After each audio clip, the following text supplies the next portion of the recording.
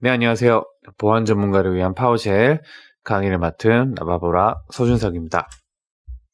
자, 이번 시간에는 앞으로 어떤 식으로 진행을 하고 어떤 내용을 여러분들에게 전달드릴지를 소개를 해드릴 겁니다.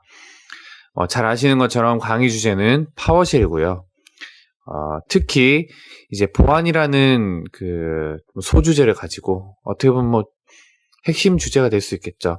이 파워쉘이라는 거를 어떻게 보안에 접목시킬까? 그리고 보안에 종사하시는 분들이 파워쉘을 어떻게 활용할 수 있을지 이런 거에 초점을 맞춰서 강의를 진행을 하겠습니다. 과정은 크게 세 덩어리로 구분할 수가 있는데요.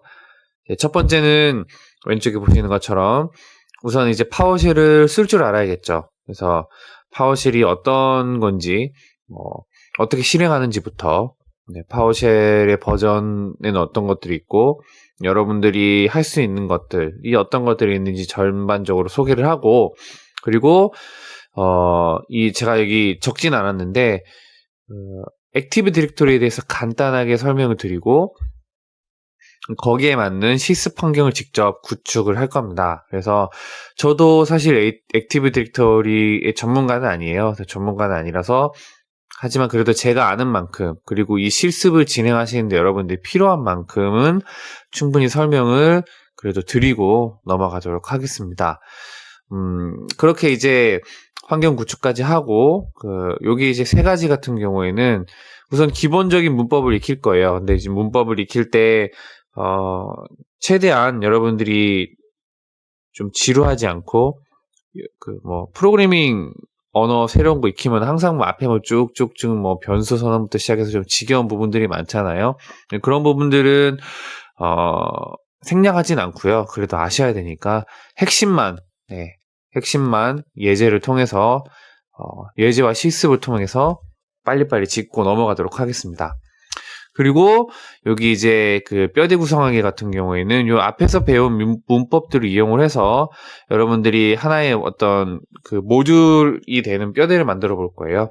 모듈이 뭔지에 대해서 뒤에서 설명을 드릴 거고 어쨌든 이렇게 첫 번째 단계에서 파워쉘을 어떻게 사용하는지 명령어들도 실행해 보고 어떤 기본 기능들도 실행을 해보고 감을 익힐 거예요.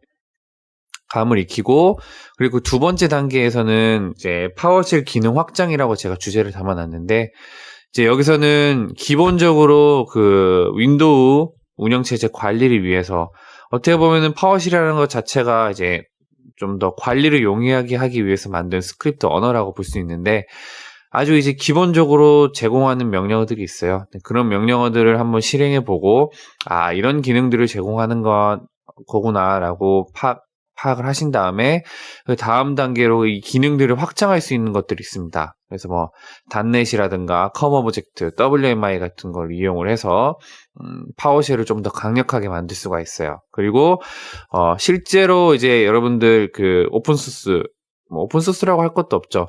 좀 유용한 파워쉘 스크립트들을 인터넷에서 찾아보시면은 기본 내장 기능보다는 이렇게 단넷 컴 오브젝트 WMI 쓰는 걸 더 많이 보실 수가 있어요. 그래서 이런 좀 확장 기능들을 이해를 하고요.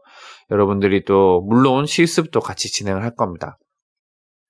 그리고 마지막 단계로 보안에 접목시키기예요. 사실 요 앞 두 단계만 잘 익히신다면 세 번째 보안에 접목시키기 단계는 크게 어려운 부분은 아니에요. 다만 보안에 접목을 시키려면 보안에 대한 지식이 필요하겠죠. 그래서 완전 어떻게 보면 보안에 입문하신 분들한테는 조금 어려운 부분이 될 수도 있고요. 실제로 실무를 하시는 분들 입장에서는 요렇게 파워쉘을 쓸 수 있구나라는 팁을 얻으실 수가 있을 겁니다. 근데 이제 제가 사실 이 주제가 파워쉘이라서 예를 들어서 악성 코드 분석이라는 파워쉘 악성 코드 분석을 악성 코드 분석 방법론부터 일일이 설명할 수는 없어요. 그래서 기본적인 지식은 있다는 전제로 제가 설명을 드릴 수밖에 없다는 점을 좀 이해는 해주십사 하고 그렇지만 제가 설명으로는 최대한 여러분들이 좀 이해하기 쉽게 설명을 드릴 테니까 그렇게 겁먹으실 필요는 없습니다. 그리고 이 한 단계가 끝나면은 여러분들이 하나씩 남길 거예요.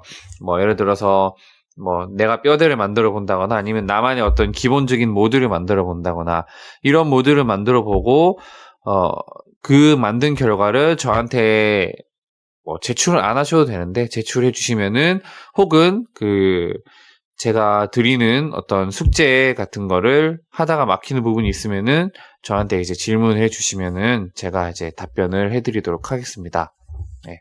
그렇게 단순히 전달하는 것이 아니라 여기 익힌 것을 가지고 실습을 해보고 저한테 피드백을 받으시고 실습을 하고 피드백을 받으시면은 좀 더, 네, 의미 있는 수업이 되지 않을까 생각을 합니다.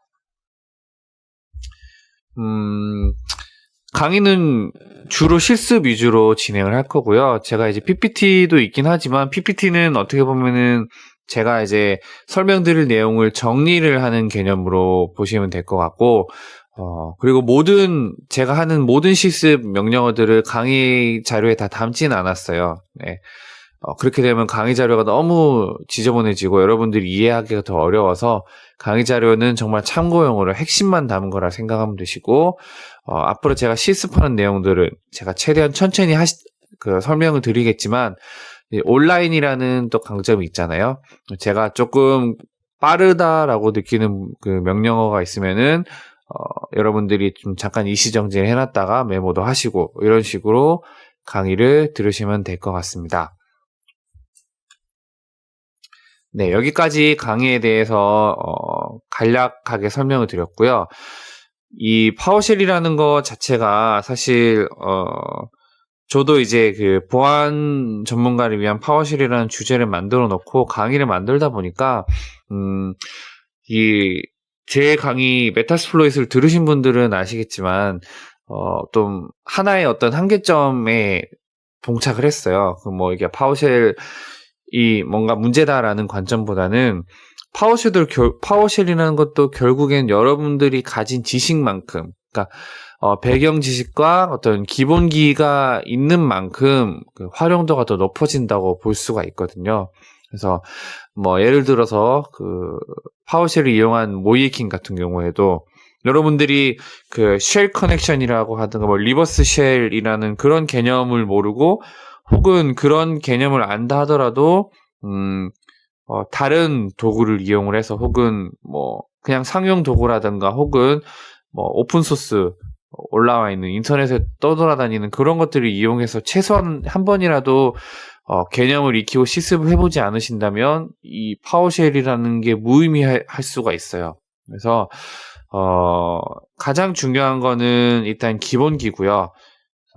여러분들이 정말 입문자시라면은 그런 기본기가 좀 다소 부족하잖아요. 그래서 그렇지만 제가 강의를 하면서 설명드리는 어떤 개념적인 내용이나 키워드 그리고 이런 기법들을 그때그때 좀 찾아서 보시다 보면은 충분히 이해는 하실 수 있을 거라고 좀 생각을 합니다. 네, 그런 관점으로 진행을 할 거니까 걱정하실 건 없으시고요. 그러면은 다음 시간에는 이제 환경 구축, 이제 파워쉘에 대한 간단하게 소개를 한 다음에 이제 환경 구축을 해볼 거예요. 그러면서 이제 하나씩 시작해 보도록 하겠습니다.